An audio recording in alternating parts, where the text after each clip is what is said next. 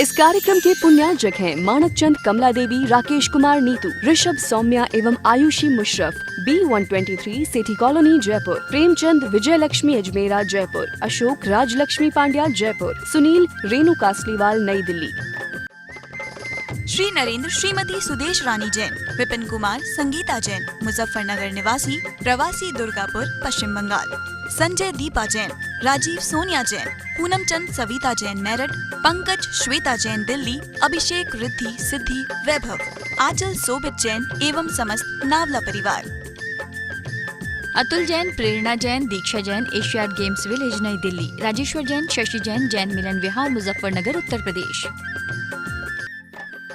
ध्रुव, Perth, Namita, धीरजगर Gurugram, परिधि, रिद्धिमा, नेहा, विकास जैन गुरुग्राम, मीना, विनोद अग्रवाल, रोहिणी दिल्ली। श्री मुनीन्द्र कुमार जैन, सरिता जैन, अतुल जैन, शिप्रा जैन, आर्यन जैन, मनीष जैन, श्वेता जैन, मीशा जैन मुजफ्फरनगर। श्री राजेंद्र कुमार जैन, श्रीमती मंजू जैन, आशीष जैन, मीना जैन, पारस जैन, स्वाति जैन, समृद्धि जैन, सिद्धि जैन, शाश्वत जैन, जैन महिला मंडल चंदर नगर सहारनपुर। श्री किशोर भाई खंधार की पावन स्मृति में श्रीमती सुषमा खंधार, परिमल खंधार, मोना खंधार, मुकेश कुमार, साक्षी कुमार, ईशा कुमार, डिम्पल गांधी, सोनल गांधी एवं हेतार्थ गांधी अहमदाबाद। जिनेन्द्र अठवीह काम मोके, अठ गुणाढ्ये अणुव में सिद्धे, अठम पुण विड़ि विठे, निठ्ठी अकज्जे अवंदि मोणिचम। पंच परमेष्ठी भगवान की जय। पिछली ज्ञानशाला की कक्षा में हमने आचार्य भगवान कुंद स्वामी द्वारा विरचित जो समय सार जी हैं उस ग्रंथ की गाथा पढ़ी थी और हमने समझा था कि किस प्रकार शीशा जो है वह स्वर्ण रूप में परिणमित होता है, शीशे को स्वर्ण रूप में कैसे बनाया जाता है। उस दृष्टांत के माध्यम से आज की इस कक्षा में हम दृष्टांत रूप में जो संसारी जीव आत्मा है, यह संसार में कर्म रूप में परिणत होकर के अशुद्ध बना हुआ है, वह शुद्ध स्वभाव को कैसे प्राप्त करता है उसे हम समझते हैं। आइए। कम्मं हवे किट्टं रागादि कालिया अह विभावो, सम्मत्णान चरणं परमोसह मिदिवियाणि। आइए गाथा का अर्थ समझते हैं। कम्मं हवे किट्टम, कम्मम अर्थात कर्म, यहाँ कर्म से तात्पर्य द्रव्य कर्म। हवेई अर्थात होता है, किट्टम अर्थात मेल, कीट, गंदगी। रागादि कालिया अह विभावो, रागादि राग आदि, राग द्वेष मद लोभ मोह जितने वैभाविक परिणाम हैं वे सभी कालिया अर्थात कालिमा स्वरूप, कालिमा के जैसे। अह मतलब और, विभावो मतलब विभाव, जो आत्मा के स्वभाव नहीं हैं, ऐसे रागद्वेष आदि विभाव कालिया हवेई अर्थात कालिमा होते हैं। सम्मत्णान चरणम, सम्मत अर्थात सम्यक दर्शन, णान अर्थात ज्ञान, सम्यक ज्ञान, चरणम अर्थात चारित्र, सम्यक चारित्र। सम्यक दर्शन, सम्यक ज्ञान और सम्यक चारित्र। परमोसहमिति, परमोसहम इति, परम औषध रूप, इति मतलब इस प्रकार। सम्यक दर्शन, सम्यक ज्ञान और सम्यक चारित्र रूप जो रत्नत्रय है उसे परम औषधि रूप वियाणी ही अर्थात जानो, जानना चाहिए। क्या मतलब? सम्यक दर्शन, सम्यक ज्ञान और सम्यक चारित्र को परम औषधि स्वरूप जानना चाहिए और जो द्रव्य कर्म ज्ञानावरण आदि हैं उन्हें किट्ट स्वरूप जानना चाहिए, वे उस जीव के साथ में मेल रूप में हैं। और जो राग आदि विभाव हैं वे कालिया हवेई अर्थात कालिमा स्वरूप होते हैं। पिछली गाथा में जो हमने समझा था कि जिस प्रकार शीशे का स्वर्ण किस किस वस्तुओं को मिलाने से बनता है, आज हम इस ज्ञानशाला की कक्षा में जो 2 गाथाएं पढ़ेंगे, किस प्रकार जीव संसार में जो कर्म रूप कालिमा है, भाव कर्म रूप और द्रव्य रूप कर्म और भाव रूप कालिमा से रहित किस प्रकार से होता है, उसका यहाँ पर कथन किया जा रहा है। इसलिए उस प्रथम गाथा में हमको यह समझना है कि द्रव्य कर्म को एक मेल स्वरूप जो ऊपर से लगाया गया है, जीव के पास स्वयं नहीं है, और जो राग द्वेष आदि है, जो विभाव है, स्वभाव नहीं है, वे इस प्रकार से किट्ट और कालिमा रूप में हैं। और जो संसार में परिभ्रमण जो कर्म के निमित्त से कर रहा है, जो सबसे बड़ा रोग लगा हुआ है, उसकी परम औषधि सम्यक दर्शन, सम्यक ज्ञान और सम्यक चारित्र है। इस प्रकार जानना चाहिए। कीट में और कालिमा में क्या अंतर है? दोनों एक ही तो हैं। हमें लगता है दोनों शब्द एक जैसे हैं, लेकिन फिर भी दोनों में भिन्नता है। कीट जो है वो उस रूप नहीं है, जैसे किसी भी वस्तु का ऊपर से जो लगाया हुआ होता है उसे कहते हैं कीट, और उसी रूप में जो परिणत होता है वह कहलाता है कालिमा। जैसे हम कर्म की बात कर रहे हैं, द्रव्य कर्म को आचार्य भगवंतों ने कीट कहा है, और जो भाव कर्म है उसे कालिमा या कालिया, जिसे यहाँ शब्द का प्रयोग किया गया प्राकृत भाषा में, वो कहा गया है। आत्मा के साथ में द्रव्य कर्म है, वो आत्मा अलग है और द्रव्य कर्म अलग है, इसलिए उसे कीट कहा। लेकिन जब हम कालिमा की बात करेंगे तो आत्मा के जो भाव हैं, आत्मा स्वयं राग द्वेष रूप परिणत हो रहा है, इसीलिए उसे कालिमा कहा। दोनों में थोड़ा सा अंतर हमें और अच्छी तरह से समझना है।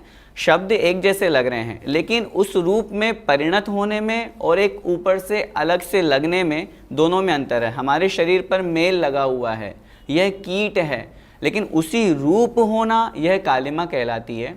इसीलिए आचार्य भगवान ने यहाँ पर द्रव्य कर्म को कीट कहा।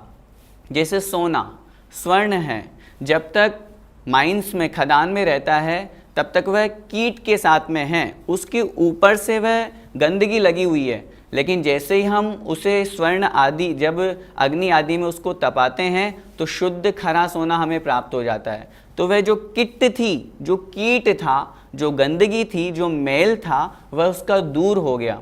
इसलिए जो चीज़ दूर हो सकती है अथवा अलग है वह किट है, और जो उसी रूप में है वह कालिमा है। इस प्रकार दोनों में अंतर समझना चाहिए।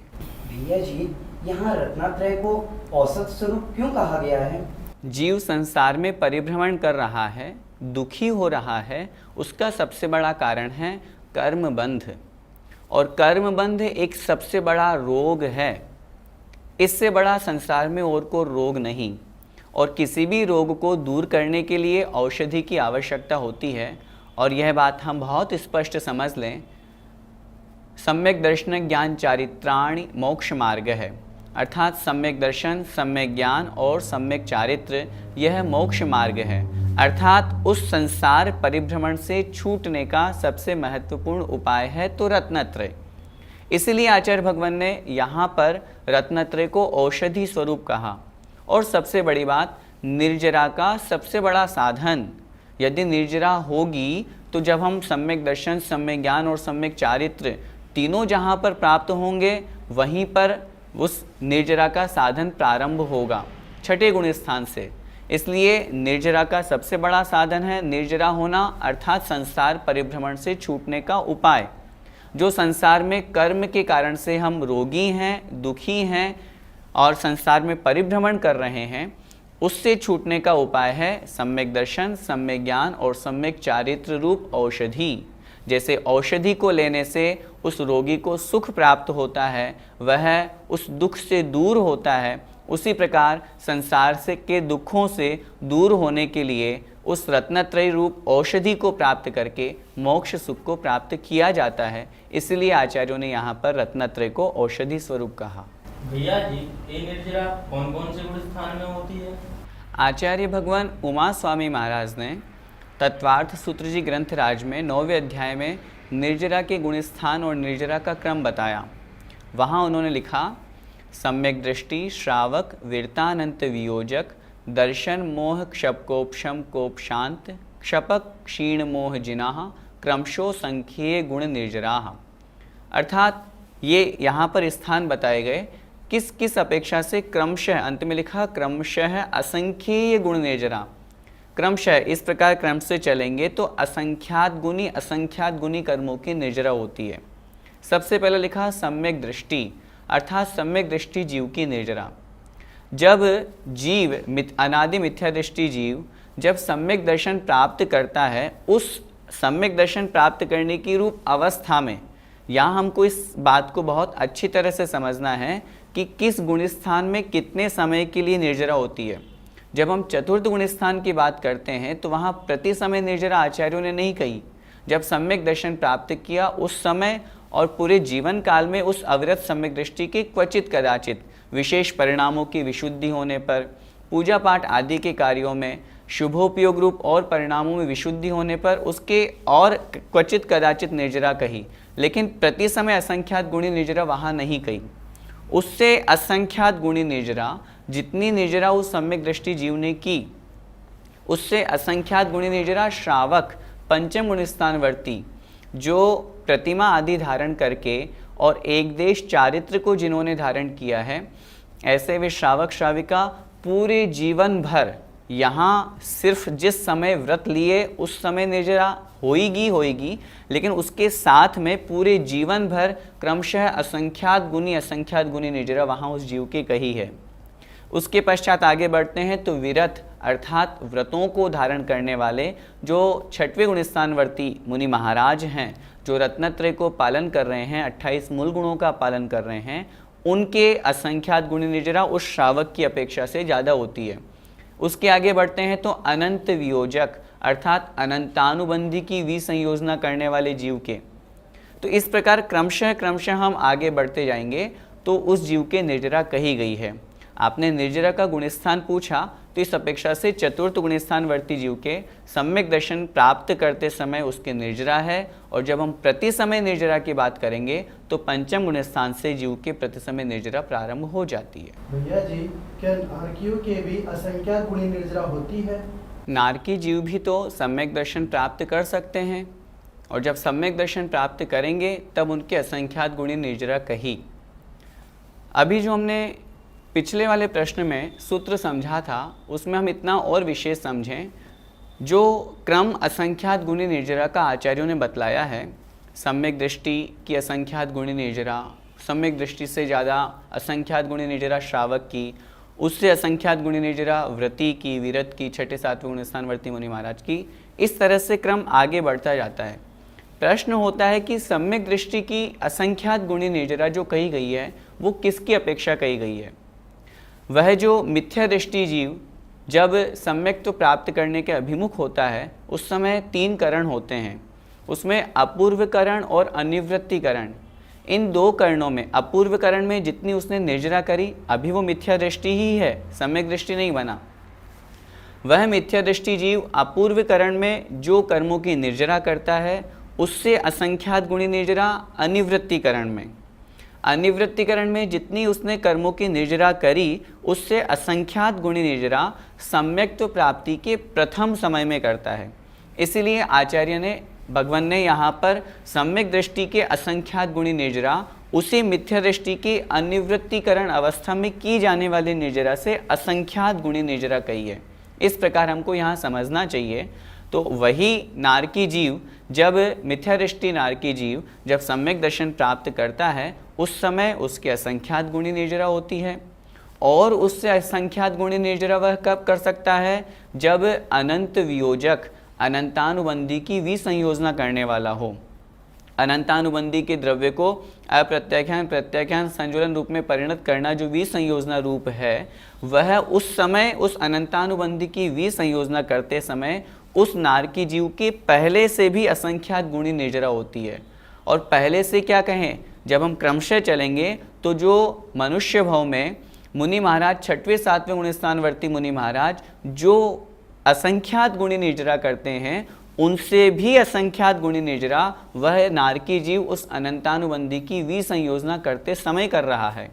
तो इस अपेक्षा से यदि हम असंख्यात गुणी निर्जरा नारकी जीव की बात करेंगे तो पहली निर्जरा तो हम उस समय उसके कहेंगे जब वह मिथ्यात्व से सम्यक्त को प्राप्त हो रहा है, अपूर्वकरण अनिवृत्तिकरण से असंख्यात गुणी निर्जरा सम्यक्त प्राप्ति के प्रथम समय, और जब बाद में वह अनंतानुबंधी की भी संयोजना कर रहा है तब उस समय एक छठवें सातवें गुण स्थानवर्ती मुनि महाराज की जो निर्जरा हो रही है उससे भी असंख्यात गुणी निर्जरा वह नारकी जीव वहाँ पर करता है। ज्ञानावरण आदि द्रव्य कर्म और राग द्वेष आदि भाव कर्म, इसके कारण से जीव संसार में परिभ्रमण करता है, और सम्यक दर्शन, सम्यक ज्ञान और सम्यक चारित्र यह परम औषधि है जिसके निमित्त से यह संसार परिभ्रमण से छूटता है।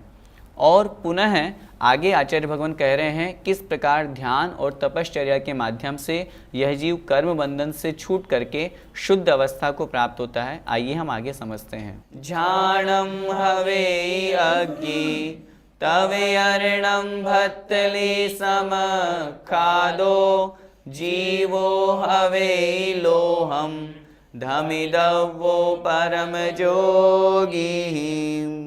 झाणम हवेई अग्नि, झाणम अर्थात ध्यान, हवेई मतलब होता है अग्नि मतलब अग्नि, ध्यान अग्नि होता है अर्थात ध्यान रूपी अग्नि से।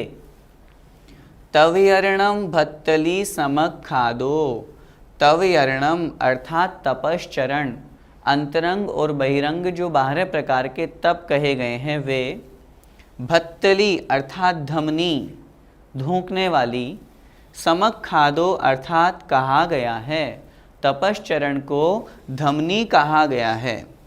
और जीवो हवेई अग्नि, जीवो हवेई लोहम, जीवो अर्थात जीव, होई मतलब हवेई मतलब होता है, लोहम अर्थात लोहा, और जीव लोहा होता है।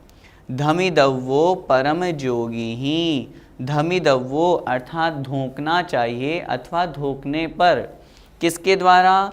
परम जोगी ही, परम योगियों के द्वारा। उन परम मुनि महाराज जो योगों को धारण करते हैं अर्थात आत्म स्वरूप में लीन होकर के कर्मों को नष्ट करना चाहते हैं, शुद्ध स्वरूप को प्राप्त करना चाहते हैं, उन्हें धोखना चाहिए। क्या मतलब? हमने पिछली ज्ञानशाला की कक्षा में जिस प्रकार समझा था कि इन सबको मिलाने से, अग्नि में तपाने से स्वर्ण की प्राप्ति होती है, वह लोहा वह शीशा स्वर्ण बन जाता है। ठीक उसी प्रकार पिछली गाथा में, आज की कक्षा में हमने जो पिछली गाथा पढ़ी उसमें हमने समझा जो ज्ञानावरण आदि है वो कीट रूप में हैं, जो राग द्वेष आदि भाव है वो कालिमा रूप में हैं। उन दोनों से युक्त यह जीव संसार में परिभ्रमण कर रहा है। जब वह जीव सम्यक दर्शन, सम्यक ज्ञान और सम्यक चारित्र रूप औषधि को प्राप्त कर लेता है, उसके पश्चात फिर उसे क्या करना है वो इस गाथा में बताया है। क्या? एक बार फिर से देखें। झाणम हवेई अग्नि, वह सम्यक दर्शन, सम्यक ज्ञान और सम्यक चारित्र को प्राप्त हुए मुनि महाराज, वह जीव ध्यान रूपी अग्नि को प्राप्त हो करके फिर तवयर्णम भत्तली समक खादो, जो तपश्चरण है, अंतरंग और बहिरंग तप है, उसे भत्तली अर्थात धमनी कहा गया है।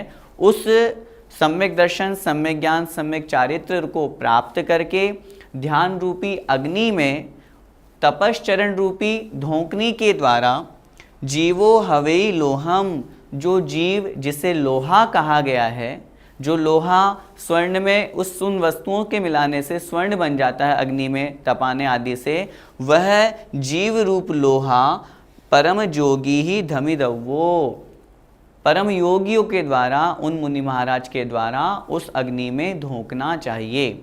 सीधा सा तात्पर्य यह है कि जिस प्रकार अग्नि में धोंकने पर वह शीशा स्वर्ण रूप को प्राप्त हो जाता है, उसी प्रकार रत्नत्रय से युक्त मुनि महाराज जब ध्यान रूपी अग्नि में तपश्चरण आदि धोकनी के द्वारा जब वह उस रूप होते हैं, तपश्चरण करते हैं, ध्यान करते हैं, तब उस समय वह परम योग को प्राप्त करके आत्म स्वरूप में लीन होकर के और परम शुद्ध अवस्था को प्राप्त करते हैं। भैया जी, यहाँ पर ध्यान को अग्नि के समान क्यों कहा गया है? जिस प्रकार अग्नि में समस्त वस्तुएं जल करके राख हो जाती है, सब कुछ समाप्त हो जाता है, ठीक उसी प्रकार जब जीव ध्यान करता है तब कर्म नष्ट हो जाते हैं। आचार्य भगवान उमा स्वामी महाराज ने जहाँ 4 प्रकार के ध्यानों का वर्णन किया, वहाँ उन्होंने स्पष्ट लिखा, परे मोक्ष हेतु 4 प्रकार के ध्यान होते हैं, आर्त ध्यान, रौद्र ध्यान, धर्म्य ध्यान और शुक्ल ध्यान। तो जो प्रारंभ के 2 ध्यान हैं वो तो संसार के निमित्त है, उनकी यहाँ चर्चा नहीं है। यहाँ चर्चा है धर्म ध्यान और शुक्ल ध्यान की, और उसमें भी विशेष रूप से शुक्ल ध्यान की। तो वो मोक्ष हेतु, मोक्ष के लिए हेतु है, निमित्त है। तो उस ध्यान को प्राप्त करके वह जीव कर्मों को नष्ट करता है। जिस प्रकार अग्नि के निमित्त से समस्त वस्तुएं समाप्त हो गई, जो जो उस अग्नि में गई सब जल करके राख हो गई, उसी प्रकार ध्यान के माध्यम से इस आत्मा के साथ में जो द्रव्य कर्म और भाव कर्म और नो कर्म लगे हुए हैं, वे सभी प्रकार के कर्म ध्यान के माध्यम से समाप्त हो जाते हैं। इसलिए आचार्यों ने ध्यान को अग्नि के समान बताया है। भैया जी, इस गाथा में भत्तली से क्या तात्पर्य है? भत्तली अर्थात जिसे हम अपनी भाषा में कहते हैं धोंकनी, जिसके द्वारा धोंका जाता है। पहले के ज़माने में ये सारी की सारी चीज़ें चलती थी, वर्तमान में बहुत कम देखने को आती है। एक ऐसी वस्तु जिसके द्वारा प्रेशर डाला जाता है, जिससे अग्नि और अधिक प्रज्वलित होती है। ठीक उसी प्रकार यहाँ पर आचार्यों ने जीव को एक लोहे के समान कहा, और जब ध्यान की बात आई तब उसे अग्नि के समान कहा। उसमें और अधिक प्रेशर बढ़ाने के लिए और अधिक वह अग्नि प्रज्वलित हो, धोंकने के लिए यहाँ आचार्य भगवान ने तपश्चरण की उपमा उस वस्तु से की। तो जिस प्रकार उस धोकनी के द्वारा उस अग्नि का प्रेशर बढ़ाया जाता है और अग्नि प्रज्वलित होती है, ठीक उसी प्रकार तपश्चर्या के माध्यम से 2 प्रकार के तप आचार्यों ने शास्त्रों में कहे हैं, अंतरंग तप और बहिरंग तप। उन तपों को धारण करके वह जीव अपने ध्यान रूपी अग्नि को और अधिक प्रज्वलित करता है, जिससे उसके कर्मों की निर्जरा होती है। भैया जी, इस गाथा में जीव को लोहा क्यों कहा गया है? जीवो हवेई लोहम, ये इस गाथा में इसलिए कहा गया है क्योंकि पिछली जो 2 गाथाएं हमने पढ़ी, पिछली जो कल की हमने ज्ञानशाला पढ़ी थी, उसमें एक दृष्टांत आचार्य भगवान ने दिया था कि इन नागफणीय मूलम, इस तरह वो पूरी की पूरी गाथा हमको स्मरण करना चाहिए। और उन सब वस्तुओं को मिलाने से वह जो लोहा है वह स्वर्णपने को प्राप्त हो जाता है, सोना बन जाता है। ठीक उसी प्रकार उस दृष्टांत को यहाँ दृष्टांत रूप में लगाना है, उदाहरण को यहाँ पर अब जो सिद्धांत है उसमें घटाना है। तो वहाँ जो लोहा है उसको सोना बनाया गया था, ठीक उसी प्रकार यहाँ उस जीव को शुद्ध जीव बनाया जा रहा है। वह संसारी आत्मा, शुद्ध आत्मा किस प्रकार बने, वह लोहा जिस प्रकार शुद्ध सोना बन गया, ठीक उसी प्रकार इन सब निमित्तों से, जिसमें परम औषधि सबसे पहले कही रत्नत्रय, सम्यक दर्शन, सम्यक ज्ञान और सम्यक चारित्र। इसके पश्चात ध्यान जो अग्नि है, और उसके पश्चात धोकनी जो तपश्चरण आदि हैं, इनके माध्यम से वह जीव शुद्ध बन जाता है, सिद्ध अवस्था को प्राप्त हो जाता है, संसार से मुक्त हो जाता है। इसीलिए यहाँ आचार्य भगवंतों ने यहाँ पर उस जीव को लोहा मान करके, लोहे के समान कह के हमें समझाने का प्रयास किया है, जिससे हम भी उस शुद्ध अवस्था को प्राप्त हो सकें। जय जिनेन्द्र। इस कार्यक्रम के पुण्यार्जक हैं मानक चंद, कमला देवी, राकेश कुमार नीतू, ऋषभ सौम्या एवं आयुषी मुशरफ, B123 सेठी कॉलोनी जयपुर, प्रेमचंद विजय लक्ष्मी अजमेरा जयपुर, अशोक राजलक्ष्मी पांड्या जयपुर, सुनील रेणु कासलीवाल नई दिल्ली। श्री नरेंद्र श्रीमती सुदेश रानी जैन, विपिन कुमार संगीता जैन, मुजफ्फरनगर निवासी, प्रवासी दुर्गापुर पश्चिम बंगाल। संजय दीपा जैन, राजीव सोनिया जैन, पूनम चंद सविता जैन मेरठ, पंकज श्वेता जैन दिल्ली, अभिषेक रिद्धि सिद्धि वैभव, आंचल सोबित जैन एवं समस्त नावला परिवार। अतुल जैन, प्रेरणा जैन, दीक्षा जैन, एशियाड गेम्स विलेज नई दिल्ली, राजेश्वर जैन, शशि जैन, जैन मिलन विहार मुजफ्फरनगर उत्तर प्रदेश। ध्रुव, पर्थ, नमिता, धीरज गर्ग गुरुग्राम, परिधि, रिद्धिमा, नेहा, विकास जैन गुरुग्राम, मीना, विनोद अग्रवाल रोहिणी दिल्ली। श्री मुनीन्द्र कुमार जैन, सरिता जैन, अतुल जैन, शिप्रा जैन, आर्यन जैन, मनीष जैन, श्वेता जैन, मीशा जैन, मुजफ्फरनगर। श्री राजेंद्र कुमार जैन, श्रीमती मंजू जैन, आशीष जैन, मीना जैन, पारस जैन, स्वाति जैन, समृद्धि जैन, सिद्धि जैन, शाश्वत जैन। जैन महिला मंडल चंदर नगर, सहारनपुर। श्री किशोर भाई खंधार की पावन स्मृति में श्रीमती सुषमा खंधार, परिमल खंधार, मोना खंधार, मुकेश कुमार, साक्षी कुमार, ईशा कुमार, डिम्पल गांधी, सोनल गांधी एवं हेतार्थ गांधी, अहमदाबाद।